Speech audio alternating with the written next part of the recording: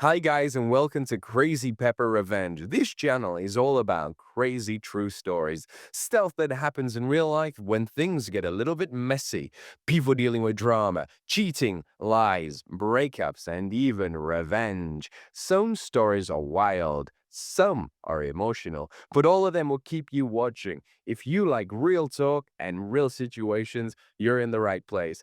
Don't forget to hit that subscribe button and stick around. This is Crazy Pepper Revenge, where the stories get spicy. You humiliated the wrong man. I couldn't believe how much effort I'd put into her birthday party. It was my idea from the start. Every detail, every dollar, every late night spent planning. I wanted it to be perfect for her, my wife of 4 years, the woman I'd built my life around. The venue was this gorgeous rooftop place downtown with a view of the city skyline that made your jaw drop. I'd ordered a 5-tier cake, chocolate and vanilla swirled together, her favorite. There was a champagne tower too, the kind you see in movies, with glasses stacked so high they sparkled under the twinkling lights I'd paid extra to have strung up. I even had flowers flown in from halfway across the world. Orchids, bright and exotic because she'd once said they were her dream bouquet. It cost me a fortune, but I didn't care. This was her night, and I wanted her to feel like the center of the universe.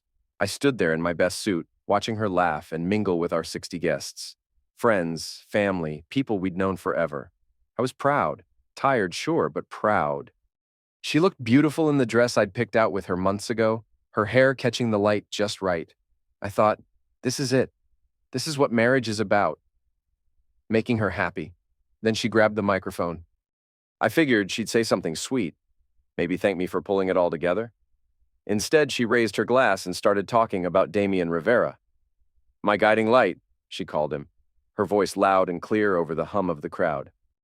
The one who's been there for me through the toughest times? I stood there, frozen, my smile stuck on my face like it didn't know what else to do. Damian. The guy she worked with, the one she'd mentioned a few times, always with this casual tone that I never thought twice about. My chest tightened, but I told myself to breathe, to wait it out. Maybe she'd get to me next. She didn't. Instead, she turned to me with this little smirk, like she was about to pull off some big joke. She handed me a gift bag, small and light, and said, "For you, honey." People chuckled, thinking it was cute. I opened it, expecting maybe a watch or a tie, something normal, but no. Inside was a black t-shirt, designer brand, folded perfectly. I pulled it out, held it up, and there it was in bold white letters. Divorced. The crowd went quiet for a second, then a few nervous laughs broke through. She grinned like it was the funniest thing in the world, like she just won some comedy award. My hands shook as I stared at the word divorced.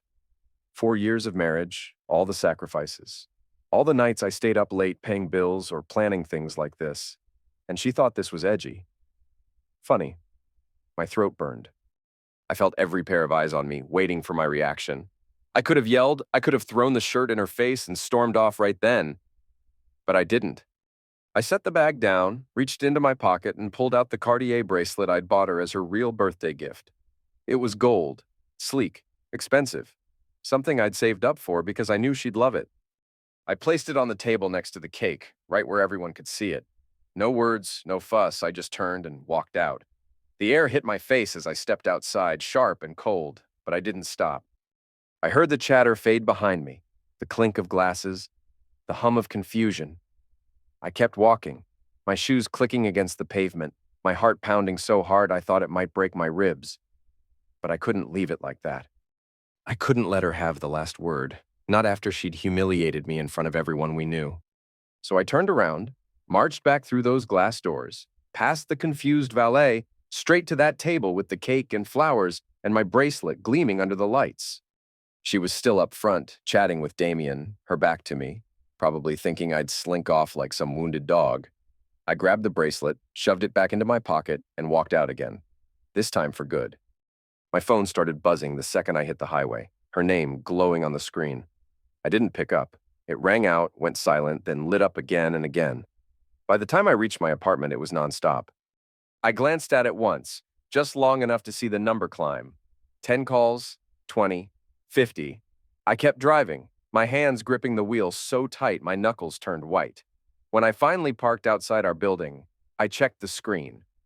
157 missed calls. All from her. I turned the phone off, the silence hitting me like a wave. I woke up the next morning on a lumpy couch at my friend Theo's place. My suit jacket was crumpled on the floor, my tie slung over a chair like a dead snake.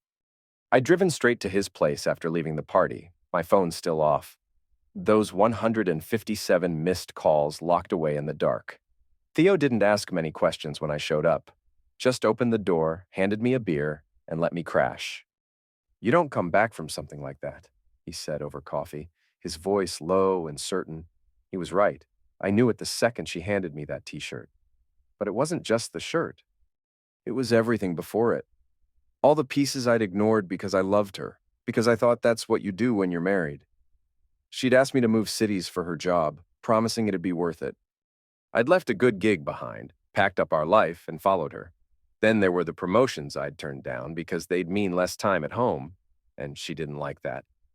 "We're a team," she'd say, and I'd nod, thinking it made sense. I'd spent so long trying to make her happy, to make us work, and in one night she'd turned me into a joke. "I gave her everything," I said, my voice rough. Theo nodded, leaning back in his chair. "Yeah, man, and she gave you a t-shirt." That stung, but it was true. I didn't turn my phone back on for 2 days. I had a life to sort out, a marriage to end, and I wasn't about to let it drag on longer than it already had. So I made a call, not to her, but to Clara Mendez, a lawyer I'd heard about through a guy at work. She was sharp, tough, the kind of woman who didn't mess around. "What's your goal here?" she asked, pen poised over a notepad. "I want out," I said. Clean, quiet, no drama. She nodded like she'd heard it 100 times before. "Good. I don't do loud divorces. They're a waste of time." I started running every morning before the sun came up, when the city was still half asleep and the streets were mine. The first mile was brutal. My lungs burned, my legs felt like lead, and I thought about turning back. But I didn't. I kept going, one step after another, the cold air biting at my face.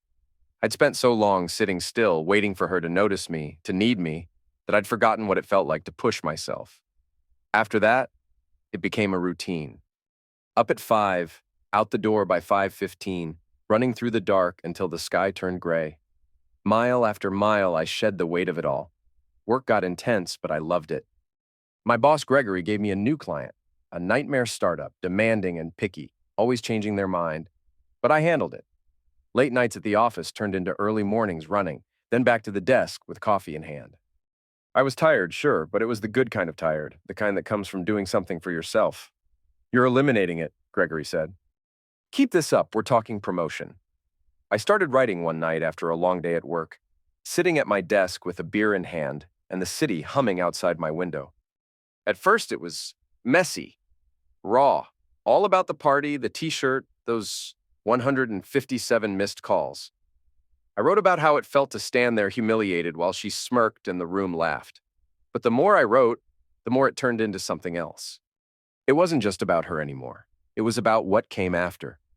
Running every morning, rebuilding my life, saying no to the old me who'd waited around for her approval. I typed it all into my laptop and hit publish on a random blog site. No name attached, just some anonymous guy's story. I called it 157 Missed Calls. A week later, I checked the site. There were comments, dozens of them. "This is my life," one said. "I felt every word," said another. People I didn't know from places I'd never been were reading it, connecting to it. The blog grew. Hundreds of views turned into thousands. Emails started coming in, people thanking me, asking questions. "How did you move on?" one asked. I answered them not as some expert, but as someone who'd been there, who'd figured it out one step at a time. It was pouring rain one evening when I heard the knock on my apartment door. When I opened it, there she was. No umbrella, no coat. Just her standing there, soaked to the bone, mascara streaking down her cheeks. "Can I come in?" she asked, her voice barely above a whisper. I stepped aside and let her walk past me. She didn't sit, just stood there, hugging herself like she was cold. "I miss you," she said finally, her eyes locked on mine. "We were good." I didn't move, didn't blink. "No," I said, my voice steady. "I was good." "You were lucky." She flinched like I'd slapped her. And then the tears came. "I messed up," she said between sobs. "I know that. The party, Damien, all of it. I was stupid." I didn't mean to lose you. I watched her, this woman I'd loved for years, crying in my living room, and I waited to feel something. Anger, pity, anything. But it didn't come. I'd already felt it all. I'd mourned us months ago, mile by mile on those morning runs, page by page in my blog. "I thought I could do it without you," she kept going. "The job, the podcast, everything. It's gone now. Damien left, and I'm drowning, and I need you." There it was again, needed. She needed me now, when her world was falling apart, when the spotlight she'd chased had flickered out. I stepped closer, not to comfort her, but to make sure she heard me. "You didn't need me when you handed me that t-shirt," I said. "You didn't need me when you thanked him instead of me. You don't get to need me now." I stood backstage in Milan, the hum of the crowd seeping through the heavy curtain, my hands steady but my heart thumping just a little faster than usual. It was a year to the day since that night, the party, the t-shirt, the moment I walked out and took my life back. Now I was here, in a sleek conference center halfway across the world, about to give a keynote speech to a packed auditorium. Rebuilding after betrayal, they'd called it, and my name was on the program in bold letters. I stepped out into the lights, the applause hitting me like a wave, hundreds of faces looking up, waiting. "I once paid for a birthday party where I received a t-shirt labeled 'Divorced,'" I started, my voice clear and strong. The crowd laughed, a soft ripple, but I didn't pause. 5 minutes later, I took back the gift I gave her and my entire life with it. They went quiet then, leaning in, and I kept going. I told them about the 157 missed calls, how I'd left that night and didn't look back. I talked about the runs at dawn, the late nights at work, the blog that turned into a movement. I didn't mention her name, didn't need to. This wasn't about her anymore. It was about me, about the people in that room who'd been broken and built themselves back up. "Betrayal doesn't end you," I said, looking out at them. "It's a door. You decide if you walk through it." A year ago, I'd been the guy who paid for everything, the cake, the flowers, her dreams, only to walk away with nothing but a t-shirt and a bruised ego. Now I was here, speaking in Milan with Dubai behind me, and more invites piling up. The blog was a brand now, 157 missed calls, a rallying cry for people like me who'd turned pain into power. I'd answered one call that night, the one I made to myself when I walked away. It wasn't about revenge, never had been. It was about reinvention, about choosing to keep going when the world expects you to fall.